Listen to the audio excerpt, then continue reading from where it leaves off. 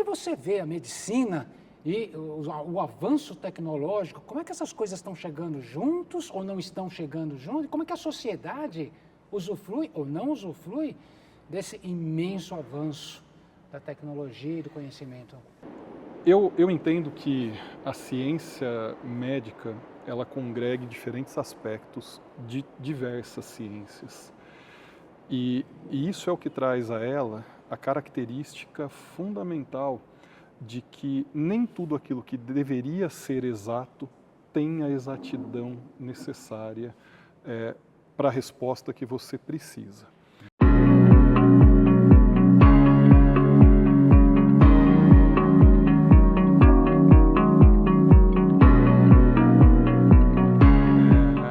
Se eu estou olhando um grande escritor, um grande pesquisador que está voltando 350 milhões de anos para trás, eu consigo traçar um paralelo disso no corpo humano.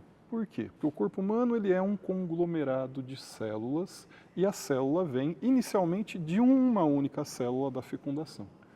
Quando nasceu esta célula de fato do ser humano? Ninguém sabe. Existe uma evolução histórica, antropológica, de sistema biológico, mas eu não consigo te precisar um ano exato de que isso aconteceu. Então, nesse contexto, quando eu olho para mim mesmo ou quando eu estou avaliando um paciente, eu posso extrapolar para uma realidade de estar enxergando para milhões de anos atrás? Talvez. Tudo depende de como eu quero enxergar esse paciente. E aí, nesse contexto, o paciente ele é um modelo biológico, ele tem interferências de ações externas, que são desde as ciências exatas, as ciências humanas, mas em última instância ele tem algo que ninguém consegue quantificar materialmente, que é a mente, que é o seu psicológico. Então eu estou, em última instância, congregando múltiplas áreas, historicamente muito antigas, que trazem de alguma forma alguma repercussão para o que você é hoje. E com isso, eu não necessariamente vou ter uma resposta exata para algo que você espera, essa exatidão. E isso vai muito em cima também que hoje a gente está num momento em que se espera essa exatidão, né? Todo mundo falando de inteligência artificial, todo mundo Exatamente, essa falando grande expectativa, né? de evolução que vem de genoma, de medicina de precisão, mas talvez essa precisão ela não seja tão precisa assim. Então, essa modulação de contexto, essa modulação de intensidade, essa modulação de expectativa, ela precisa estar acontecendo. E aí é no gerúndio mesmo, porque nós vivemos esse momento de ansiedade para algo imediato. Eu quero ser tratado individualmente, mesmo que essa individualização não seja algo real. E definitivo também, né? Exato. Eu quero uma solução definitiva para um ambiente, vamos dizer assim, um cenário que está em constante transformação. Exato. Né? Ou seja, e aí o que você está trazendo, eu vou tentar verbalizar de outra forma. O mesmo tratamento, vamos dizer assim, psicológico do início do século, hoje ele não é mais válido, porque as influências psicológicas não são mais válidas. Eu vou trazer coisas do passado, da minha ancestralidade, do meu DNA, né, da minha alimentação, do meu comportamento, meus hábitos, meus valores, minha ética, só que a minha influência externa, né, e as novidades, vamos dizer assim, que acontecem, mas hoje eu tenho um celular na mão 24 horas por dia, eu sou bombardeado com informação muito mais do que no jornal do passado, né, que eu tinha que comprar o jornal para ler. Hoje eu apita toda hora uma nova notícia na minha cara, né, que acabou de sair de 5 minutos lá na Croácia, que aparece para mim agora. Então, psicologicamente, o que se fazia há 100 anos atrás não pode ser mais feito hoje, porque não é mais válido, porque mudou. Então, eu nunca vou ter uma solução definitiva e binária quando o assunto é ciência humana, né, a medicina. Você pode ter tratamentos ou ações que são estabelecidas para clusters de indivíduos, para grupos de pessoas. Então, para aquele perfil de pessoas, aquela solução se aplica com uma resposta melhor ou pior para cada um. E essa resposta melhor ou pior, ela sofre as ações externas ou do próprio eu, ou de sua própria composição genética, ainda de forma a te trazer este benefício ou não em maior ou menor grau. E aí, só voltando em cima dessa tua fala, e pegando um gancho para trás também, porque nessa ansiedade de sermos únicos e individuais, a gente esquece que talvez algumas coisas são impossíveis de chegarem neste tipo de resposta que nós queremos. Então, se eu tenho uma micose na unha do pé, e que é uma coisa super chata, embora seja super besta do ponto de vista de tratamento, ela leva de 6 meses a 2 anos, às vezes nem consegue tratar efetivamente, dependendo da tua composição. Mas aí você fala, poxa, mas o meu irmão teve uma igual, tomou o mesmo remédio que eu, em uma semana o dele resolveu. Eu estou tomando essa porcaria desse remédio todo dia há 2 anos e eu não tive resposta, ainda continuo com a micose aqui. E aí? Por quê? Eu estou falando só de constituição corporal? Eu estou falando só de susceptibilidade ao medicamento?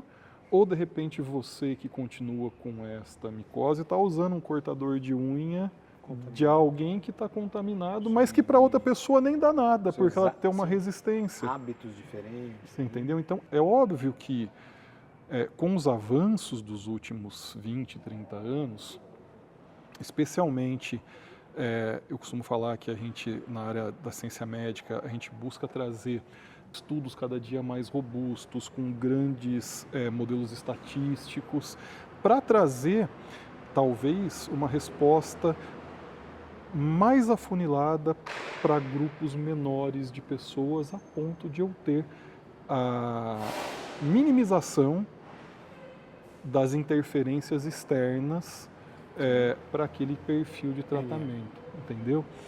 E aí, nesse ponto, que muito se fala, em termos de medicina de precisão, vem muito disso, né? Sim. A gente tem o jargão comum da medicina de precisão.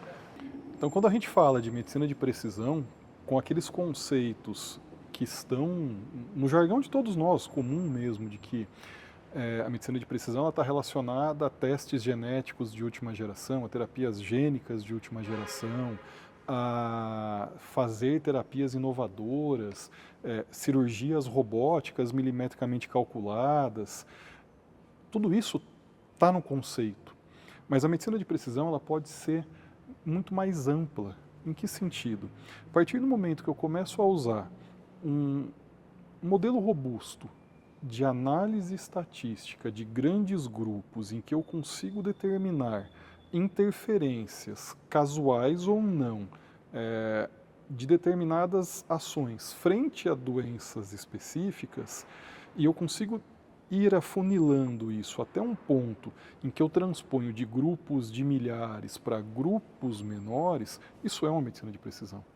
Isso foi feito em Londres, foi feito até se descobrir que era a água de um poço específico que causava uma contaminação em Londres inteira. Isso é precisão. Foi estatística. Isso é precisão. A ferramenta pode mudar. O método pode Quem mudar. não souber dessa história, procura na internet. Hein? E é bem interessante, é bem bacana, é bem legal. Não só como visão de saúde pública e populacional, mas como a investigação ela pode chegar até a uma pessoa e depois transpor isso de novo para um todo. A humanidade ela se repete em ciclos. Em ciclos. Hoje, o ciclo de individualização, o ciclo de precisão, ele está relacionado ao tema da genética. Então, a gente tem linhas de terapia para câncer feitos dessa forma, a gente tem buscas por identificar em pacientes oncológicos, se ele tem a expressão ou não de 1 ou 2 ou 3 receptores que estão mais suscetíveis ou não a determinadas linhas de tratamento, e isso é muito bacana.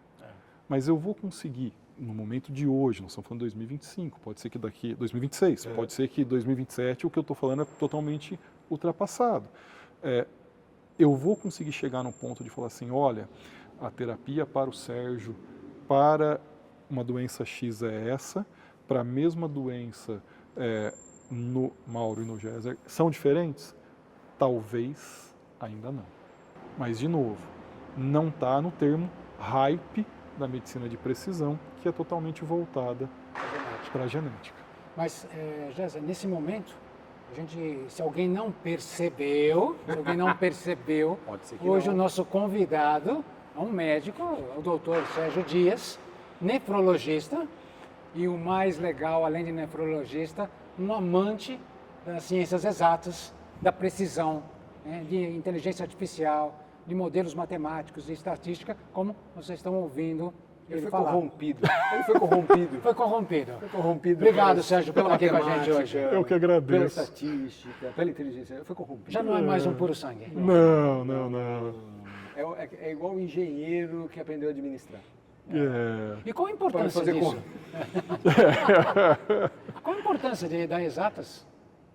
Você se apaixonou pela ciência, estava contando para a gente, inclusive nos bastidores, Géser, que ele é técnico em química, tem CRQ. Tem CRQ até hoje. Então tem fundamentos grandes aí, pilares bem fincados aí. De novo, como eu te falei em bastidor, eu sou técnico em química de formação de colegial. A base da estrutura do pensamento para exatas, ela segue uma metodologia. Então, você segue amostras, você faz testes, você faz levantamentos, você identifica padrões, você identifica erros e traz isso para um modelo de maior exatidão, de maior resposta exata para aquilo que você tem em mãos. O que é, na verdade, a medicina? A medicina nada mais é do que a mesma coisa, só que eu não estou falando de, eu vou quantificar uma amostra para dosar quanto que eu tenho do elemento X nesta composição química. Eu transponho isso para um pensamento maior. Se eu tenho uma síndrome clínica, eu tenho um conjunto de sintomas que vão serem traduzidos no final para uma resposta de uma hipótese. Então, quando você procura um atendimento para um médico, de um médico, você chega para ele fazer uma hipótese diagnóstica. E nós já estamos falando aqui, hipótese é a base, pelo menos, de um pensamento de raciocínio bayesiano. Né? Então, se eu tenho uma hipótese, eu vou partir daquilo que é provável para chegar naquela hipótese. Então, se eu tenho uma síndrome X, uma síndrome da doença renal crônica, eu tenho uma série de sintomas e de resultados de exames que eu tenho que somar para chegar na resposta mais provável para aquilo. Então, eu tenho um paciente nauseado, mas náusea é um sintoma comum para uma série de doenças. Eu tenho um paciente que tem intolerância à alimentação de proteínas, posso ter, mas eu também tenho outras doenças que levam a isso. Eu tenho um paciente que está tendo uma redução do volume urinário? Tenho, mas eu tenho uma série de doenças que também levam a isso. Eu tenho um paciente que está ficando inchado? A mesma coisa, eu tenho uma série de doenças. Eu tenho um resultado de uma dosagem de creatinina maior do que 1,3. Isso é só exclusivo, patognomônico, como a gente chama na medicina, que é aquilo que é condição sine qua non, né? Uma condição exata.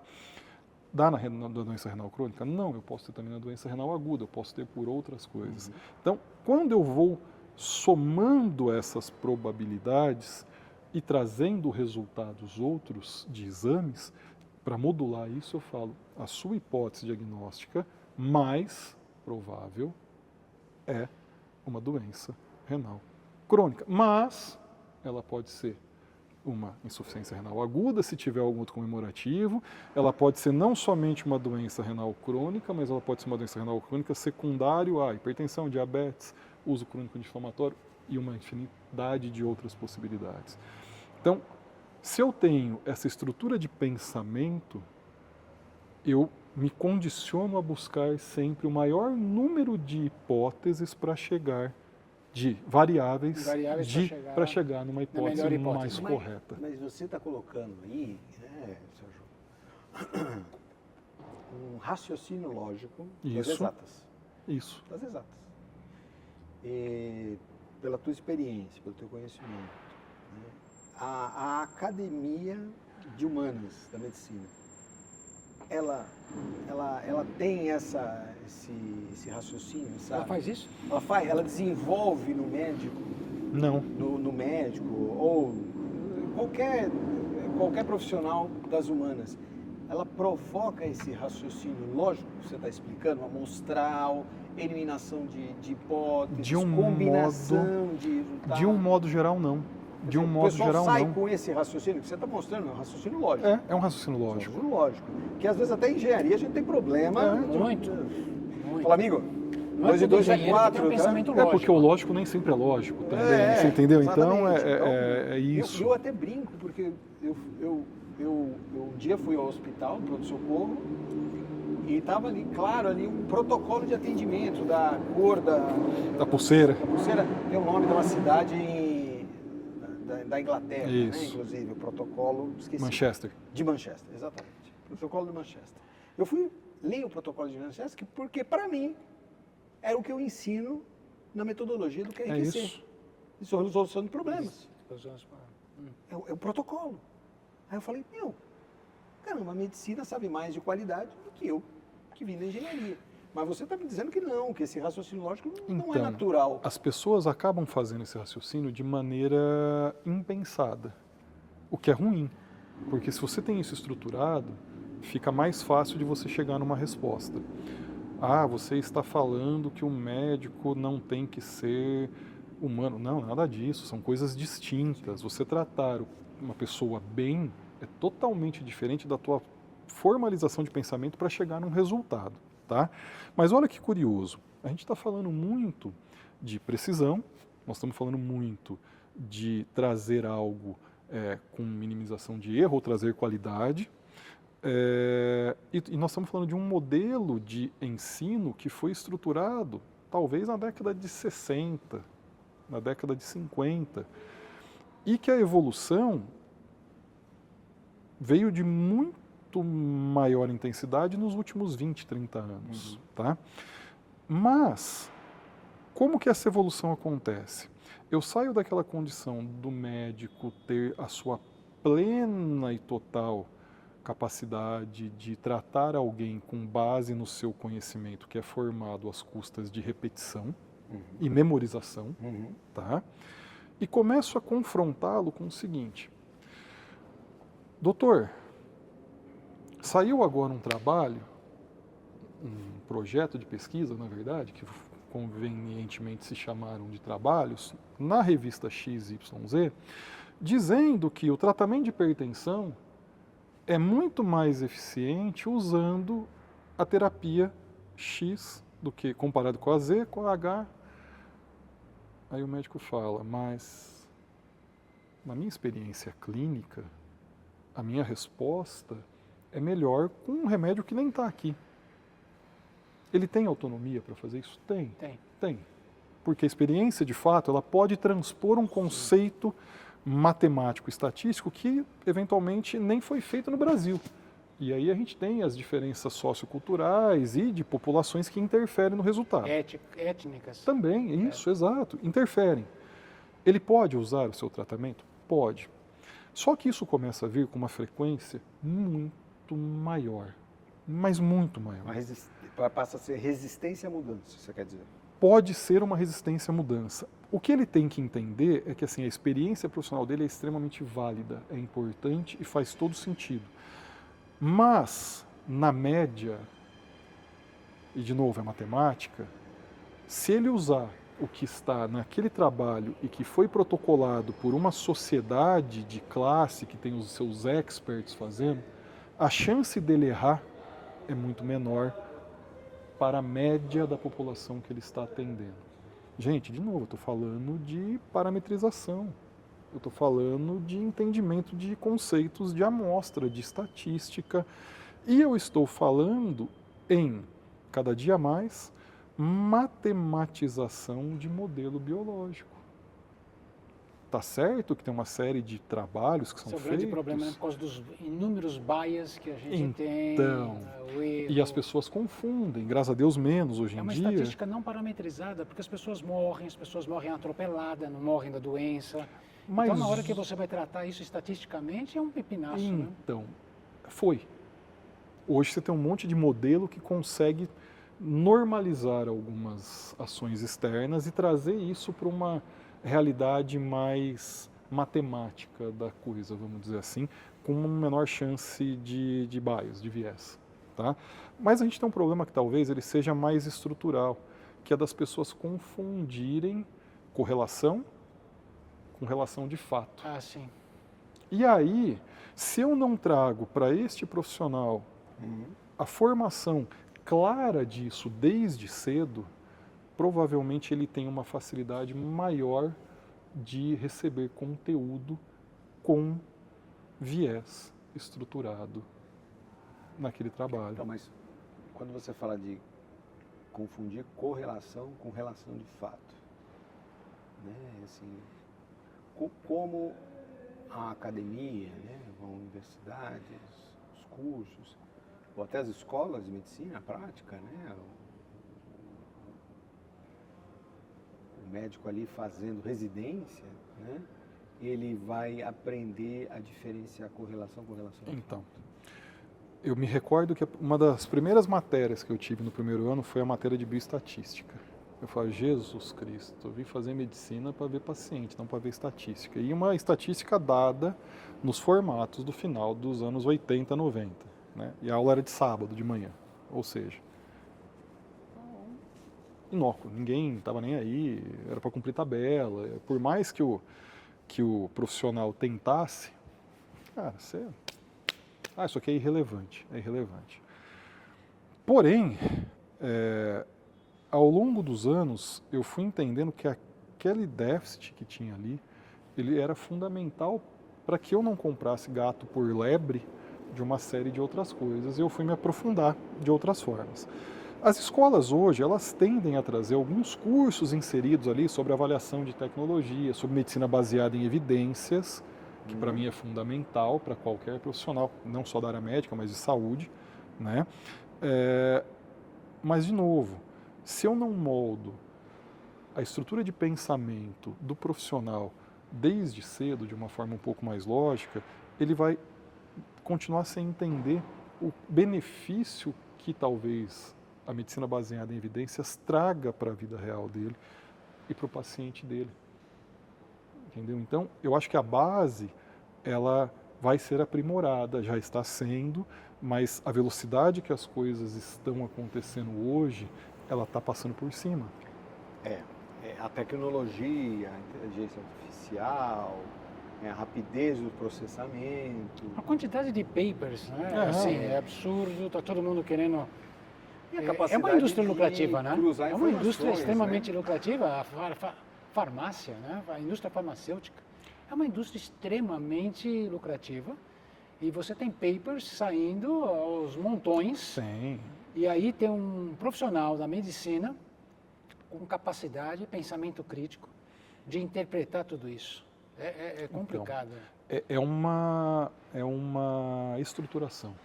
Ela não adianta Que você não achar. começa na residência, começa Tem que começar muito antes, tem que começar antes. Tem que começar antes.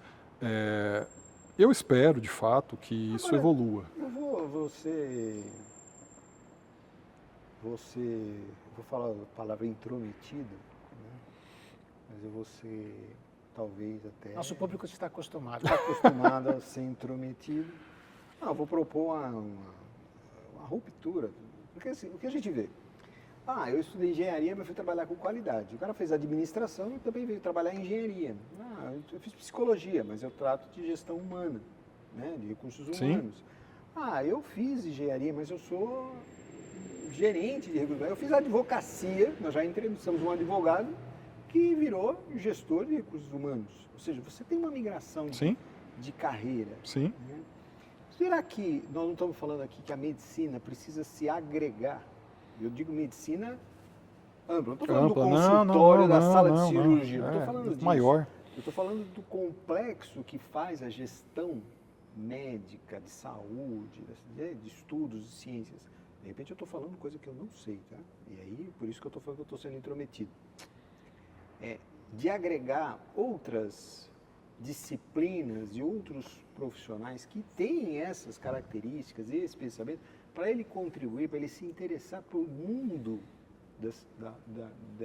da medicina, e ali ele poder contribuir mais do que se ele estivesse trabalhando numa indústria de borracha, Com certeza. num hotel ou qualquer outro lugar, e ali ele poderia contribuir Com mais. certeza, com certeza. Vamos falar de uma coisa que virou uma coqueluche há uns 10 anos atrás e que ainda é na área da saúde, que é a metodologia Lean Six Sigma, aplicada para a área de saúde. A gente nem conhece esse negócio. Exato, vou ensinar o Pai Nosso para o vigário aqui, né? Mas isso vem da indústria, você entendeu? Então eu já tenho esta transposição. O que falta é a pessoa entender, primeiro, e aí não só da área médica, né? Eu acho que as pessoas elas foram acostumadas a entrar em caixinhas. Desculpa, isso é uma bullshitagem do caramba, porque você tem que ter multi-skills em diferentes frentes para conseguir resolver problemas de complexidade cada dia maior. Então, Integrados, né? não adianta, você não dissocia. E isso eu estou falando desde o self ali no seu dia a dia, no teu consultório, pensando no médico, eu estou vendo uma pessoa, até uma transposição disso para a fábrica da saúde. Eu sou um diretor de um hospital. Cara, fluxo tem que ser a minha cabeça. Eu tenho que enxergar todas as etapas de cada processo que eu tenho. Processo.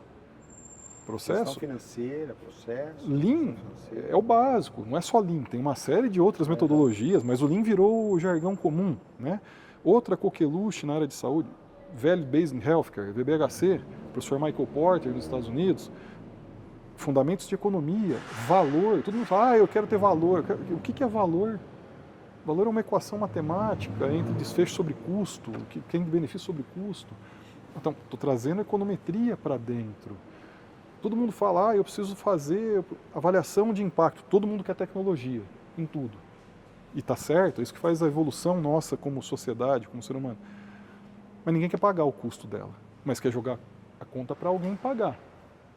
Se eu não tiver uma capacidade de entender se aquilo que você está me propondo que seja assumido como novo vai trazer de fato um benefício, talvez não faça sentido. E a gente tem que ter uma maturidade para fazer essa discussão. Entendeu? Mas eu vou trazer. Beleza, olha, então eu tenho aqui. Estudo de vida real, que hoje é outra grande coqueluche que se fala sobre o que quer que seja. Como é que você faz estudo de vida real? Nós vamos falar que outra coqueluche. Vamos falar de custo-efetividade. As pessoas nem sabem o que estão falando de custo-efetividade. Custo-efetividade, por definição, é aquela condição que você traz matemática financeira que dá um benefício, no final das contas, de qualidade de vida ou de redução de mortalidade para um paciente e que, no final das contas, ele se paga, falando de uma forma mais simples. Aí alguém vem e fala, mas saúde não tem preço. A gente vê, por exemplo, esse problema de comunicação não só com os médicos, que eu estaria sendo injusto, mas a gente vê na engenharia essa dificuldade, talvez por causa do aprofundamento nas questões técnicas. O cara não é um grande comunicador. Física, matemática, sempre tem uma comunicação difícil. Às vezes a gente vê um expoente, o cara consegue falar bem. Sim. E tal. Você acredita que isso pode ser uma característica a ser desenvolvida na medicina? Porque a gente precisa abrir o espaço para essa discussão, trazer economia, trazer estatísticas, trazer tanta coisa para a medicina, como você falou, é tão multidisciplinar, mas se a gente não conversar, a gente não vai conseguir fazer isso. Como é que você enxerga isso? Porque você está aqui porque você é um bom comunicador. Não, então, eu me esforço, eu tento. Está conversando com a gente, está conseguindo passar para a gente. Esforço. É treino. O bom comunicador sabe que nunca está pronto. É treino. A gente tem dor de barriga a cada gravação.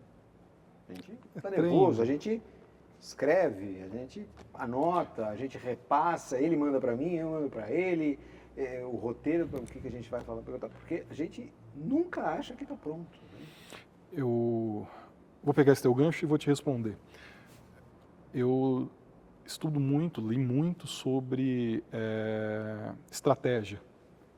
Tá? É uma coisa que eu sempre gostei. E entre os grandes estrategistas que eu li a biografia do General Patton, que eu estava até falando um pouco antes no bastidor. Uma das frases, tem duas frases que do Patton que eu tenho como cabeceira, né, alguma coisa. A primeira é que se todo mundo está pensando igual, então alguém não está pensando. Essa é a primeira. Então, esse é o primeiro ponto. Eu tenho que pensar um pouco fora da caixa e eu tenho que treinar skills. E aí vem aquilo que eu falei um pouquinho antes de vamos sair daquelas caixinhas que nós mesmos nos colocamos. Você vai ter bom engenheiro que fala bem, mas que às vezes se retraiu por questões inerentes à própria engenharia, à própria exatas. Eu vou ter pessoas de humanas que são péssimos comunicadores, mas que tentam se comunicar porque aquilo fica meio que impositivo pela área escolhida. E eu tenho médicos, profissionais de saúde de um modo geral, não só médicos, aqui eu tenho enfermeiros, fisioterapeutas, a gente tem terapeutas ocupacionais, nutricionistas, toda a área que deveria ter uma capacidade de quebrar barreiras para informar. Por quê? Porque eu tenho que adequar a minha passagem de informação sobre uma doença e sobre um tratamento para todos os perfis de pessoa. E tenho que estar preparado para isso. Por quê? Quando eu estava no consultório e eu atendi um engenheiro, eu sabia que o tipo de pergunta que ele ia me fazer era diferente do advogado, que era diferente da professora. Às vezes o conteúdo era o mesmo, mas a forma era totalmente diferente, porque isso estava adaptado à sua realidade de vida, do seu dia a dia. Imaginando o paciente. E você tem que transpor isso. E às vezes você está lidando com uma pessoa extremamente simples e que você tem que decifrar. E não estou falando isso no sentido pejorativo, não, porque a gente tem que decifrar o de todo mundo. Comunicação, ela é uma condição de decifrar códigos.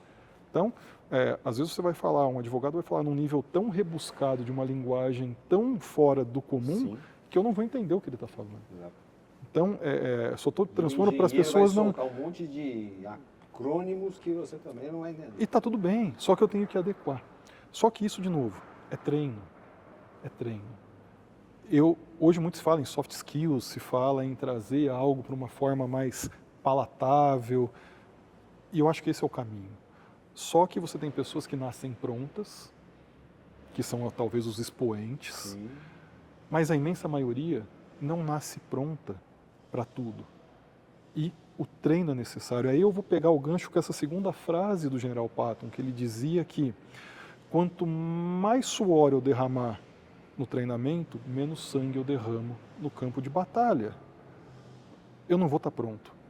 Eu não vim aqui para conversar com vocês pronto. Aliás, eu vim aqui morrendo de medo, porque eu falei, vai saber o que vai sair dessa conversa, você entendeu? Não, mas eu não tenho medo, não. Isso eu sou destemido, você entendeu? Mas é um preparo, então você tem que se preparar antes para tudo. E o preparo para conversar, para falar sobre, não dá para sentar de orelhada e querer falar, é legal. Cara, sentar numa mesa com o teu colega e expor tua opinião é fantástico. Mas o campo da opinião, ela tem um quadradinho que ela tem que ficar. E a partir do momento em que você vence esse quadrado, em que as pessoas querem te escutar, e o querer te escutar é no teu dia a dia, você está levando informação para alguém, né? A tua opinião ela tem que ficar naquele quadrado de volta. Eu achei fantástico essa parte, porque quando no mundo corporativo, até hoje, vai ter uma reunião, vai ter uma reunião. Você se preparou para a reunião? Ah, mas é uma reunião de... Não, eu sei que é uma reunião diária, às vezes é uma reunião que você considera como frívola ou como rotineira. Mas a pergunta não é essa, a pergunta é, você se preparou? Porque eu acho que tem preparação para tudo. Para tudo. Pode ser alta preparação, baixa preparação? Eu tenho arrepios quando você chegava numa sala de reuniões e aí a pessoa sentava e falava, o que nós vamos conversar mesmo? E isso eu escutei várias vezes. Algumas vezes também. O que nós estamos aqui mesmo para discutir? Aí você fala, caramba, está no título da convocação da reunião. Está na descrição. Está na descrição. Está na descrição. Então, talvez isso seja um pouco mais do estilo latino, do nosso América do Sul. O americano é um pouquinho diferente, né? O europeu também, dependendo do lugar que você vai. Eu adorava um diretor global que eu tinha, inglês, eu chamava ele, porque ele usava abotoadura, né, e tudo mais. E ele falou uma vez sobre reuniões, ele falou assim, não sei se é verdade, mas pelo menos foi ele que me falou, né? Então eu admito que é verdade. Que na Inglaterra, né, se você chegar 5 minutos antes, você chegou no horário. Se você chegar no horário, você não está atrasado. Se você chegar 5 minutos depois, você não veio. Então eu acho legal A maioria tinha chegado 1 minuto atrasado. Então. Acho legal essa cultura, mas eu acho que faz um pouco Eu acho interessante também, mas de novo, é uma construção. Hoje, se você chegar num ambiente corporativo, e o ambiente corporativo tem as suas pérolas, eu estou nesse ambiente há alguns anos, ininterruptamente, dá para escrever 3 livros, assim, só de história, né? Você deve ter muito mais do que eu, mas primeiro que tem muita reunião que podia ser resolvida num mero e-mail. Você resolvia isso pontualmente e o assunto acabava. Segundo, que uma vez eu presenciei... Não, tem reuniões que poderiam ter sido resolvidas lendo o código de ética. Mais simples ainda. E tem umas que não precisa nem ler. Bastava você trazer a ética de casa. Né? Mas, exatamente, enfim, uma vez eu participei de uma reunião num ambiente corporativo, e aí era uma reunião com umas 50 pessoas. Primeiro que reunião com 50 pessoas não é reunião, já começa por aí. Né? É palanque, é palco. Né? E aí o pessoal começou a chegar atrasado, e a pessoa que estava presidindo a reunião estava meio impaciente. Ele pegou assim, o último que entrou lá, que ele sabia que a cara dele estava bem desconfortável, falou assim, você, vem aqui na frente e fala por que você está atrasado. Uau. Acabou, né? Todo mundo com cara feia e tal. Aí o cara, não, o senhor me desculpe, por favor, foi o trânsito. Ele falou, tá, mas todo mundo pegou trânsito. Só você chegou aqui meia hora depois. O que você é melhor do que todo mundo que está aqui? Eu falei, ixi, vai dar encrenca hoje, né? Isso aqui vai descambar para um lado. Aí o cara, aquele climão, aí para finalizar, o cara virou, o presidente da reunião virou e falou assim, deixa eu te perguntar uma coisa, você está usando o relógio, não está? O cara, não, eu estou. Qual a marca do seu relógio? O cara todo constrangido, é um Tissot. Falou, sabe qual que é a marca do meu? Ele falou, não. A marca do meu é a marca da pontualidade. Você nunca mais atrase para chegar numa reunião que eu te convocar. Cara, hoje é assédio, vai para o compliance, não precisa chegar nesse extremo, não é isso. Mas a pontualidade, para mim, ela mostra muito da tua rotina de trabalho. Eu prefiro esperar do que e chegar no horário, porque isso mostra como eu executo o meu dia a dia. E do engajamento. Você entendeu? Se é importante, não tem sentido chegar mais tarde. Sabe? Se você foi comunicado com antecedência, eu tive imprevisto, tá bom, imprevisto acontece, óbvio, tá sujeito. O que aconteceu? Furou meu pneu. Acabou, sofreu um acidente, aconteceu, é o causal, é o externo, né? Agora, você está num ambiente de um prédio, a reunião está marcada para as 2h30, você chega às 6h, o que aconteceu? Eu subi de escada, você subiu de ré então, né? Você subiu de 4, porque, pelo amor de Deus, cara, pelo amor de Deus, né? Então, isso mostra o teu comprometimento. Sim. Mas eu não gosto desse gestor. Meu amigo, você não é pago para gostar ou desgostar, você é pago para trabalhar e produzir e trazer resultado. Teu amigo você faz na tua casa. Aqui você tem que ter respeito, noção do que é a tua função e fazer a tua entrega que você foi contratado. Exato. A gente não precisa ter essa visão mais romantizada das coisas. Porque o cara que está te cobrando, no final, ele não romantiza para pagar o teu salário. Uhum. Ele não vai falar assim, você está contratado CLT, assim, poxa vida, Sérgio esse mês, cara, ele não entregou, mas, puta, eu gosto tanto dele, né, 1,90 m, cabelo comprido, cara, eu vou pagar do mesmo jeito. Cara, não tem isso no CLT, é isso, é fixo, tá ali, você pode ter o desempenho, um bônus, alguma coisa a mais, ok, acho legal, mas se você não entregar também, está tudo igual, então você tem que criar uma cultura. E essa cultura, de novo, não é só na área médica, ela é uma cultura que a gente precisa entender como sociedade. Se a gente quer chegar a ser um país do futuro e não de futuro, porque eu estou cansado de ser o país de futuro, que nunca chega, exatamente, isso a gente precisa voltar lá na base. Então é chegar para o teu filho, falar, ó, o seu compromisso está aqui, é esse horário. Tem que ser mais claro, né? E mais, Sabe? mais simples nas coisas. Mas o jeitinho, ele serve para um ponto. Você não pode extrapolar o jeitinho para o todo. Eu acho muito legal esse comentário, porque a gente fala assim, Sérgio, o que adianta ter inteligência artificial se a gente não ultrapassa essa barreira de comportamento, de engajamento e tal, porque você se engajou na inteligência artificial. Mas eu acho que esse obstáculo é um obstáculo mortal para a aquisição de qualquer conhecimento. Como é que você vê isso? Já indo para os encerramentos da nosso bate-papo aqui. Eu acho que o ser humano, de um modo geral, por si só, ele é movido por ganho de conhecimento, seja qual for. Isso às vezes fica mais premente ou menos premente. A partir do momento que eu quero ganhar conhecimento independente da área, e eu não preciso ser um profissional de uma dada área para conhecer, e é isso que eu acho tão salutar no grupo de WhatsApp do Café com Física, porque ali, se eu leio falando sobre torque, pode parecer que eu não vou usar para nada, mas algum dia eu vou apertar um parafuso em casa, eu posso lembrar de que se eu fizer um pouco mais de força ali, eu vou espanar, e aí eu vou entender porque que eu espanei talvez algumas vezes. Então, esse ganho de conhecimento ele tem que ser inerente da nossa criação, independente da tua classe social. A inteligência artificial hoje, ela democratizou o conhecimento em qualquer área. E aqui, a despeito de ter ou não alucinação, que isso a gente pode entrar no detalhamento de como modular essa resposta, e tem inúmeras formas para isso. Sim.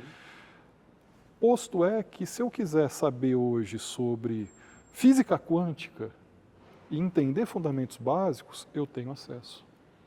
Se eu quiser entender um pouco mais de física quântica, eu consigo chegar num patamar. Se eu vou ter capacidade para entender aquilo ou não, é uma outra história. Mas eu consigo ter isso.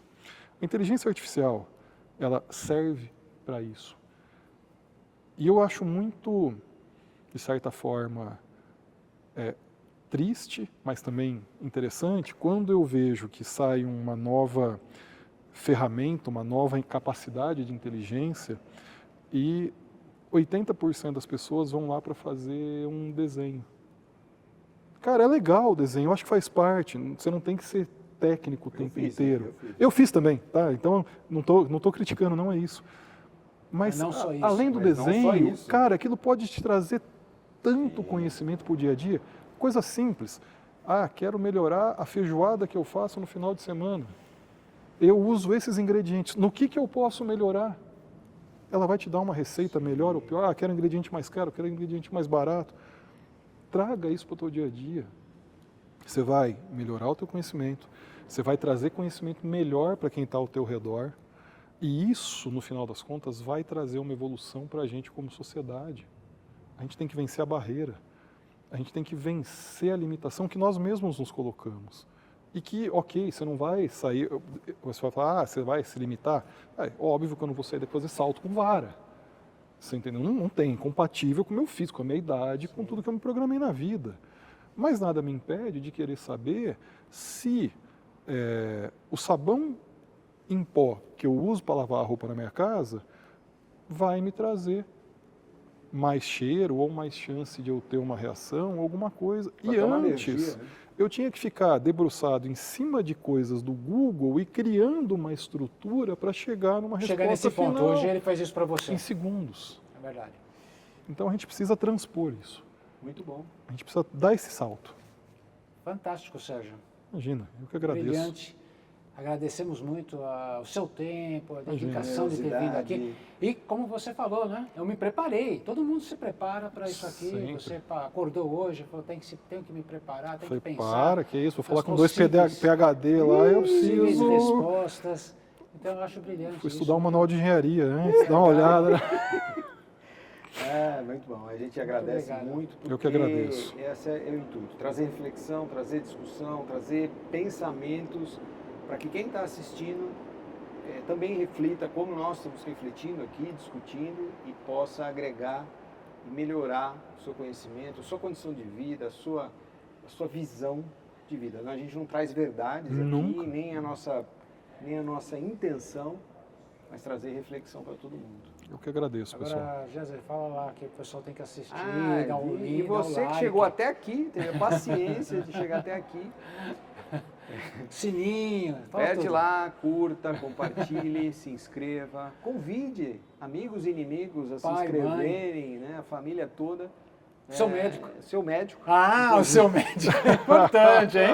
Opa! Olha, mande para todos os seus médicos, exatamente. Hein? E compartilhe essa informação. Né? Nós estamos trazendo essa reflexão para vocês, esses conteúdos para vocês, como uma forma de despertar o conhecimento e de melhoria. Sigam o Mauro, Big Learning, toda a parte de indústria 4.0, Café com Física.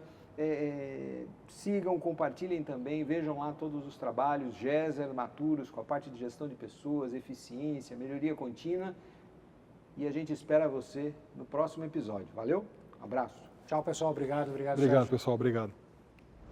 Queremos fazer um agradecimento especial ao Garage 55, que fica no coração da Moca e que gentilmente abriu as portas para a gravação desse episódio. Nosso muito obrigado a toda a equipe pela parceria e confiança. O espaço é verdadeiro ponto de encontro. Carros clássicos impressionantes, gastronomia de qualidade, boliche, área kids, atrações e ambientes temáticos que misturam entretenimento, cultura e experiência para todas as idades. Se você quer um programa diferente, com a família ou amigos, também vale muito a visita. O espaço é completo, acolhedor e surpreendente. E temos uma novidade importante para você, ouvinte, anote aí. Se sua empresa deseja realizar um evento corporativo, reunião estratégica ou confraternização em um ambiente fora do óbvio, você pode usar o código promocional exclusivo do podcast, que está aqui na descrição e aparece na tela, e ter acesso a condições especiais e exclusivas. Não percam! Entre em contato com eles e comece a organizar agora o seu evento. O link para as informações está na descrição. Conheça o Garage 55, agende sua visita e viva essa experiência.